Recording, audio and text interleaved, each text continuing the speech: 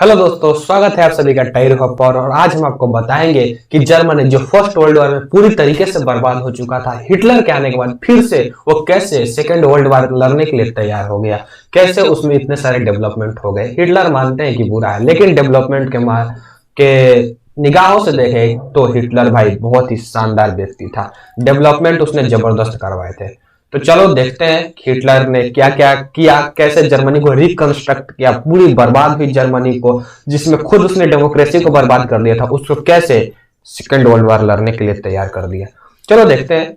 Hitler ने अपने economic recovery के लिए अपने इकोनॉमिस्ट हजमल सच्चत को एक रिस्पॉन्सिबिलिटी दे दी कि भैया आप जर्मनी में फुल प्रोडक्शन और फुल रिकवरी लाओ, पूरे सबको मतलब रोजगार मिले, इसकी जिम्मेवारी आपकी है। फिर से यहाँ पर फैक्ट्रियां खुलने लगे और सभी चीजें का प्रोडक्शन हमारे यहाँ होने लगे। इसके लिए आप स्टेट के द्वारा मतलब सरकार के द्वारा दिए गए फंड का उपयोग करो। ठीक है, हम एक प्रोग्राम चलाएंगे, उससे आपको फंड देंगे और इस फंड के जरिए आप जर्मनी में फिर से प्रोडक्शन चालू करवाओ, लोगों को एम्प्लॉयमेंट दिलवाओ। ठीक है, अब इस प्रोजेक्ट के कारण जर्मनी में सुपर हाईवेज, उस समय 1930 में जर्मनी में सुपर हाईवेज आ गए, लोगों की कार जिसे वोल्क्सवैगन कहा जाता है ये आ गई।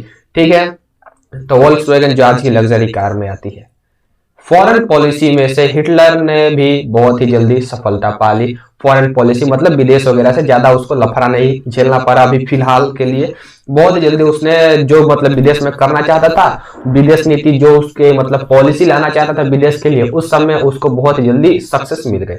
ठीक है, उसने सबसे पहले 1933 में लीग ऑफ नेशन से जर्मनी को बाहर निकाला कि अब ये लीग ऑफ नेशन का हिस्सा नहीं रहेगा। अब उसके बाद से उसने राइनलैंड पर कब्जा कर लिया 1936 में, और फिर से 1938 में एक स्लोगन लाया, one people one umpire and one leader. इस स्लोगन के जरिए उसने पूरे के पूरे ऑस्ट्रिया को जर्मनी में मिला लिया। ठीक है, स्लोगन क्या था? एक लोग होंगे, एक तरीके के लोग होंगे, एक राज्य होगा और उसका राजा भी एक होगा। इस स्लोगन के तहत उसने ऑस्ट्रिया पर कब्जा कर उसे जर्मनी में मिला दिया। ठीक है, अब उसके बाद से उसने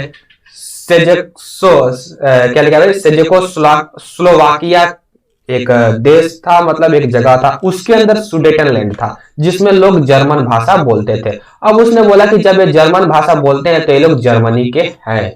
ठीक है, अब इसलिए उसने सुडेटनलैंड को अपने देश में शामिल कर लिया और धीरे धीरे कर पूरे के पूरे स्लोवाकिया को अपने देश में शामिल कर लिया, जीत लिया, उस पर कब्जा कर लिया। ठीक है, अब इस सब चीजों को, जर्मनी के इस सारे हरकत को इंग्लैंड देख रहा था। ठीक, लेकिन इंग्लैंड कुछ बोलता नहीं था। उसका मानना था कि जर्मनी के ऊपर वर्साई ट्रीटी में हम लोग बहुत ही ज्यादा निर्दयी होकर उसके साथ ट्रीटी किए हैं कि भाई कर नहीं तो गोली मार देंगे। ठीक है, तो वो कुछ अपना हिस्सा ले रहा है, तो इसमें मेरे को नहीं लगता है कुछ गलत है, ऐसा इंग्लैंड का मानना था। तो इंग्लैंड कुछ बोल नहीं रहा था, चुप था। इस वजह से उसे मानकर चलो कि इंग्लैंड का एक तरीके से सपोर्ट मिल रहा था। ठीक है, अब ये जो जल्दी जल्दी मिलने वाली सफलताएं थे, इससे लग रहा था क्या कि देश का गौरव, जर्मनी का जो खोया हुआ गौरव है वो बहुत ही जल्द मिलने वाला है। ठीक है, अब हिटलर यही नहीं रुका। सच्चर जो कि उसका इकोनॉमिस्ट था, जिसको फुल प्रोडक्शन और फुल एम्प्लॉयमेंट लाने की जिम्मेवारी दी गई थी, बहुत ही ज्यादा भाई काबिल आदमी था, वो टैलेंटेड पर्सन था। उसने बोला था कि देखिए हमारी जो सरकार है वो अभी भी घाटे में चल रही है, आपको अधिक पैसा सैनिकों पर और हथियार खरीदने में खर्चा नहीं करना चाहिए। तो हिटलर को लगा ये पागल है क्या, नाजी को लगा कि ये पागल है क्या, ऐसे लोगों की हमें जरूरत नहीं है जो कि ये बोले कि हमें सैनिक की जरूरत नहीं, हथियार की जरूरत नहीं है, ऐसे लोगों की हमें जरूरत नहीं है। और उसको पदभार से हटा दिया गया, निकाल दिया गया। ठीक है, ज्यादा सोचने वाले लोगों की हिटलर के सरकार में, नाजी की जर्मनी में कोई जगह नहीं थी। हिटलर ने अब पाया कि हमारे इकोनॉमिक क्राइसिस से बाहर निकलने का एक ही तरीका है, वो है वॉर। हम दूसरे देशों पर कब्जा करेंगे, उसके रिसोर्सेस को अपने साथ मिला लेंगे और अपने राज्य की सीमाओं का विस्तार करेंगे। जब उसके रिसोर्सेस हमारे पास हो जाएंगे तो हमारे पास पैसा आ जाएगा। ठीक है, हिटलर ने यह सोचा। सितंबर 1939 में जर्मनी ने पोलैंड पर हमला कर दिया और इसी के साथ फ्रांस और इंग्लैंड के साथ भी जर्मनी का युद्ध छिड़ गया, क्योंकि पोलैंड को सुरक्षा दे रहे थे फ्रांस और इंग्लैंड।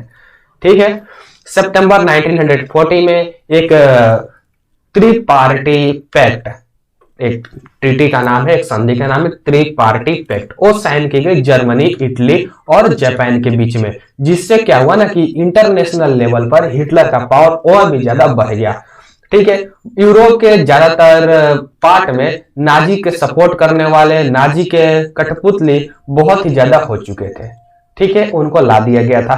जैसे अब सुडेटनलैंड पर कब्जा किया जर्मनी ने, तो वहां पर बैठा दिया छोटे को, भाई रह तू हमारा गुण गाना। ठीक है, तो इस तरीके से था।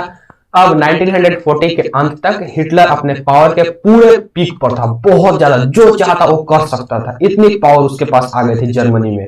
ठीक है, हिटलर ने अब सोचा कि भाई हमें ईस्टर्न यूरोप पर कब्जा करना है, अब हमें ईस्टर्न यूरोप पर, पूर्वी यूरोप पर कब्जा करना है।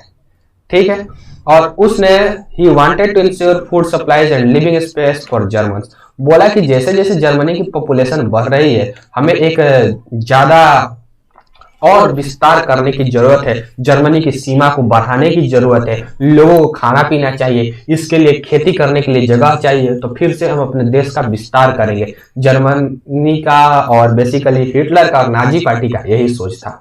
ठीक है, और इसी सोच को पूरा करने के लिए, अपने लक्ष्य को पूरा करने के लिए जून 1941 में वो सोवियत यूनियन पर हमला कर देता है। और एक हिटलर की सबसे बड़ी गलती थी सोवियत यूनियन से टकराना। ठीक, देखो क्या होता है, मजा आएगा अभी। अब जर्मनी ईस्टर्न साइड से उसने क्या किया कि यूरोप पर, सोवियत यूनियन पर हमला कर दिया। अब तभी सोवियत यूनियन का साथ दे रहे थे ब्रिटिश, उसने एयरफोर्स की मदद से जर्मनी के वेस्टर्न फ्रंट पर, यानी कि पश्चिमी हिस्से पर बमबारी करना स्टार्ट कर दिया। ठीक, वही ब्रिटिश जो शांत था, जब सोवियत यूनियन पर उसने हमला किया जर्मनी ने, तब वो बमबारी करना स्टार्ट कर देता है। और सोवियत यूनियन क्या करता है, जिस पर हमला हुआ है, वो देखो क्या करता है। सोवियत की जो आर्मी थी उसको सोवियत रेड आर्मी बोला जाता है। उन लोगों ने ना जर्मनी को कुत्ते की तरह मारा। स्टेलिनग्रेड में, स्टेलिनग्रेड एक जगह है, ठीक है, यहाँ पर जर्मनी को कुत्ते की तरह पीटा, और उसके बाद से इसको मारते मारते जर्मनी की राजधानी बर्लिन तक ले गए। बर्लिन तक इनको मारते मारते खदेड़ दिए सैनिकों को, सोवियत के सैनिक। सोचो किससे लड़ने गया था भाई, देख रहे हो, मतलब हैसियत देख रहे हो बंदे का, हिम्मत, सोवियत यूनियन से लड़ने का, पिटा कर आया लेकिन लड़ने गया भाई, बंदा होशियार था। ठीक है, अब इसके बाद से Soviet over the entire eastern Europe for, चलो ये कुछ नहीं है। मीनवाइल, अब इस सब के बीच में यूएसए ना, मतलब अक्सर अभी लड़ाई करने से दूर भागता था कि भाई अभी लड़ाई झगड़े के झंझट में नहीं पड़ना है, फर्स्ट वर्ल्ड वॉर में हमें बहुत ज्यादा नुकसान हो गया है, अब हम लड़ाई झगड़े नहीं करेंगे, अभी देश का डेवलपमेंट करना है। यूएसए को देश का डेवलपमेंट की पड़ी थी। ठीक है, और वो इकोनॉमिक प्रॉब्लम से पहले जो फर्स्ट वर्ल्ड वॉर के कारण वहां पर हो गए, लेकिन यूएसए भी बहुत दिनों तक वार से बाहर नहीं रह पाया। कैसे नहीं रह पाया, क्योंकि जो जापान का पावर था ना, वो पूर्वी साइड में हमारे देश की तरफ, ईस्ट में, मतलब हमारा देश तो भाई एशिया में है, तो जापान भी एशिया में, आप सभी को पता है। तो ईस्ट में उसका पावर बहुत ही ज्यादा बढ़ रहा था। फ्रेंच इंडो चाइना के करीब में उसने अटैक करने का प्लान बनाया। ठीक है, ये सब भी तो ठीक है। अब इसमें क्या दिक्कत क्या था कि जापान ने ना हिटलर से सहायता लिया, और यूएसए का एक जगह है पर्ल हार्बर, इस पे अपने फाइटर जेट से बहुत ही ज्यादा बमबारी स्टार्ट कर दिया, बहुत ही तगड़ा वाला बमबारी किया, जिससे यूएसए के बहुत सारे सैनिक मारे गए, बहुत सारे नेवी ऑफिसर्स मारे गए। और इसको यूएसए झेल नहीं पाया कि भाई, यूएसए एकदम क्या बोलते यार, क्रोध में आ गया, गुस्से से एकदम आग बबूला हो गया, पूरा लाल हो गया, और वो सेकेंड वर्ल्ड वॉर में इंटर कर जाता है। और इसी के साथ मई 1945 में हिटलर के डिफीट के साथ यूएसए ने एटम बम हिरोशिमा और जापान के हिरोशिमा पर एटम बम गिराया, और इसी के साथ सब डर जाते हैं कि आ गया है यूएसए, अब हारना पड़ेगा। ठीक है, जर्मनी हार जाता है सेकेंड वर्ल्ड वॉर मई 1945 में, और इस तरीके से सेकेंड वर्ल्ड वॉर की कहानी खत्म हो जाती है। अब इस छोटे से कहानी में आप लोगों ने ये जो छोटा सा हमने ब्रीफ देखा था, इसमें सेकेंड वर्ल्ड वॉर की जो छोटी कहानी थी, इसमें हम लोगों ने ये सब चीजें देखा। अब आपको समझ में कुछ कुछ आने लगा होगा कि हेलमत के पिताजी क्यों अपने आप को दोषी मान रहे थे, क्यों बोल रहे थे कि अब हम लोग को भी वही मिलेगा जो हमने ज्यूज और क्रिपल के साथ किया है, वो हम लोगों को भी भुगतना पड़ेगा, क्यों ऐसा बोल रहे थे। आपको ये समझ में अब आने लगा होगा। अब इसके आगे की जो कहानी है, कहानी यहीं पर खत्म नहीं हुई है। अभी हिटलर हार गया है, वो बीच में हारा है, वो आपको कहानी समझाने के लिए बताया गया है। ठीक है, अब देखेंगे नेक्स्ट वीडियो में कि नाजी कैसे दुनिया को देखते थे, नाजी पार्टी के लोग कैसे दुनिया को देखते थे। इन सब चीजों को देखेंगे अगले वीडियो में। तब तक के लिए भागो नहीं, लाइक करो वीडियो को, चैनल को सब्सक्राइब करो। मिलते हैं नेक्स्ट वीडियो में, तब तक के लिए टाटा बाय बाय।